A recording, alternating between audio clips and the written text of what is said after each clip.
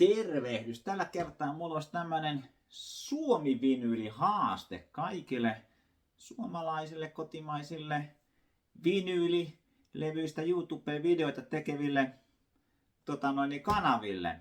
Lähde tähän mukaan ja hei, jos et vielä tee mitään, niin tää on hyvä keino aloittaa tekemään, koska yleensä nämä haasteet tai tagit, niin kuin tuolla ulkomaankielellä sanotaan, niin yleensä ne kerää aika kivasti katsojia.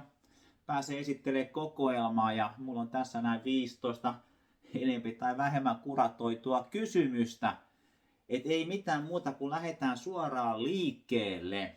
Ensimmäinen kysymys on, ensimmäinen ostamasi suomalainen vinyyli. Niin mulla se on tää Propaganda Hardcore 83. Tää nyt on toi Höhnin julkaisu, mutta se alkuperäinen on mulla täällä kehyksissä. Ja tää oli se mun lähtölaukaus punkkiin. Mä sisältin punkin suoraan väliin ja menin ihan hardcoreen. Ja tää on mulle se kaikista tärkein levy ikinä. Aivan upea kokoelma. Ei yhtään huonoa biisi. Ainut miinus on ehkä se, että Terveet kädet ei ole mukana. Se on niinku, jos on pakko joku miinus tolle levylle sanoa, niin se oli niinku sit siinä. Muuten se on ihan niinku 6-5 tähdestä. Ja seuraavana kakkosena, mikä on vanhin kotimainen levy kokoelmassasi. Mulla se näyttää olevan tää Danny, Kristiina, Johnny ja Karole ja Edyn kokoelma Skandian julkaisema. Eli tää on näitä EP:ltä tuttuja biisiä. Täällä on Danny Kesäkadun lähetään liikenteeseen ja Kristiina Hautalalta Jokainen hetki Divarin helmi ja Johnny ja Karola sitten tuolla B-puolella. Ihan kiva kokoelma ja tästä on semmonen punakantinen toinenkin, mikä olisi kyllä kiva saada sit kanssa. Kolmantena, mikä on viimeisin kotimainen levyhankinta? Tiedätkö, tuossa kirpparilla olin viikko sitten ja kirpparivideo on vielä tulematta ulos, mutta siellä niiden joukossa mitä ostin, niin oli tää Harry Gainesin Crazy Days. Tää on Loven, joku kolmas painos tästä näin. Tää on itselleni ehkä se tärkein Harry Gaines-levy, koska tää oli semmonen levy, mikä mulla oli kasettina aina, kun mä lähdin deittailemaan tyttöystävään eli nykyistä vaimoa, niin tämä kasetti soi aina autossa silloin.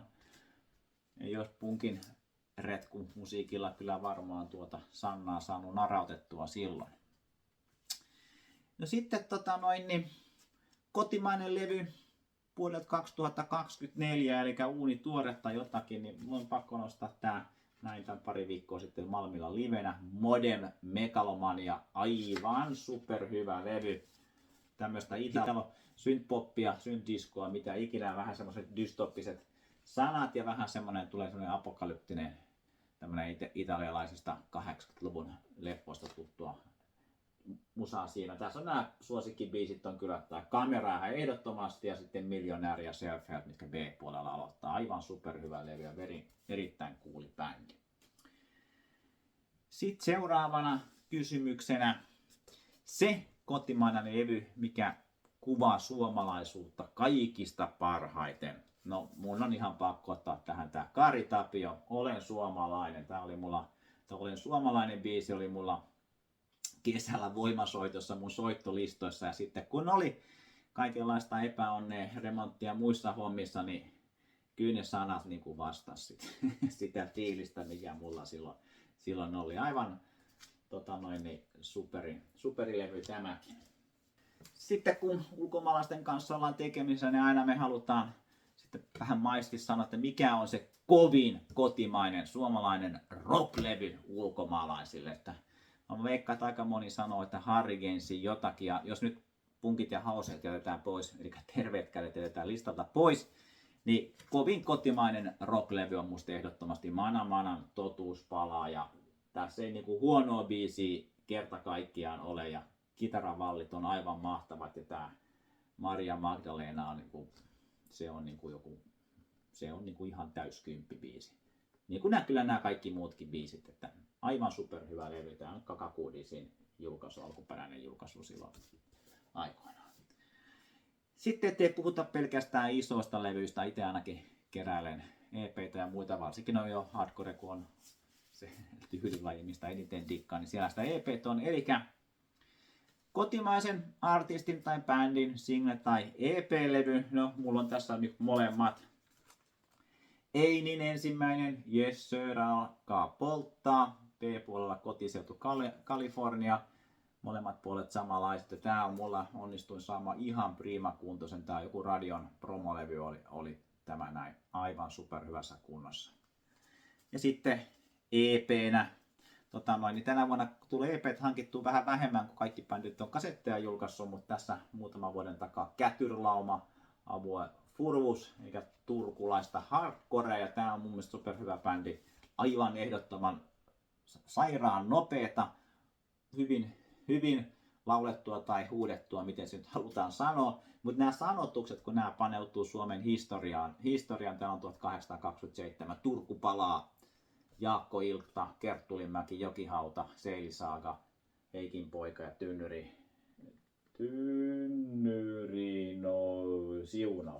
siunaus. No niin, kottikirjaimella, niin kato, ei meikäläinen enää osaa näitä lukea. Mutta ihan superhyvä bändi, tämä näin.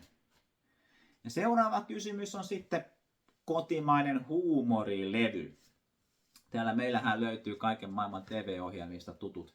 On tehnyt ihan hirveitä skeidaa levyille, mutta mutta on siellä hyviäkin huumorilevyjä, vaikka mä itse hirveän huumorilevy on ystävää, mutta Sleepersin Mopot Show. Tää oli sellainen levy kasettilla, tätä kyllä kuunneltiin silloin pikkupoikana kaverilla, ja tää on niin ehkä ensimmäisiä semmoisia levyjä, mitä ne oikein silloin kuunnellut, ja niitä sanotuksiakin kuunnellut sitä aikaisemmin mitään, ja itse asiassa liipparit näin esittämässä, vaikka ne oli jo silloin Leningrad kaupoiskielellä niin esiintyä, niin Mopot Show ne soitti sitten, kun oli armeijassa 89, niin siellä oli joku semmoinen kesätapahtuma, niin ne oli sitten Leningrad kaupoisena soittamassa.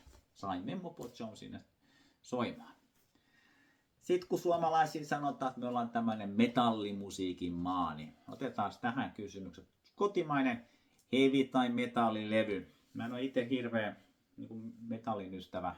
Thrash metallia 80-luvulla ja doomia ja tämmöistä nykyään, mutta niin tää levy teki muuhun älyttömän vaikutuksen silloin, oliko tämä nyt 2017, mitä tää nyt on julkaistu, niin Seremonian ensimmäinen levy.